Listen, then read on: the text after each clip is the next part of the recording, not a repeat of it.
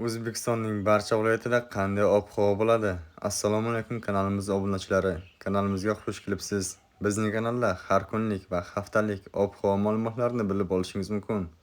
Agar kanalimizda mehmon bo'lsangiz, eng so'nggi yangiliklardan xabardor bo'lishingiz uchun kanalimizga obuna bo'lib, like bosishni unutmang. Like bosgan insonning qo'llari Kabutullohning devorlarini ushlasin. O'zgidromet markazi 20, 21 va 22-iyun kungi ob-havo prognozini e'lon qildi.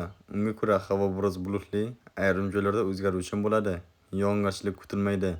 Shamol sharqdan 7-12 metr/sekund tezlikda esadi. Dasht va cho'l hududlarda 13-18 metr/sekund tezlikgacha kuchayishi. 20-iyunda respublikamizning shimoliy hududlarida 20-22 metr/sekund tezlikgacha kuchayishi mumkin.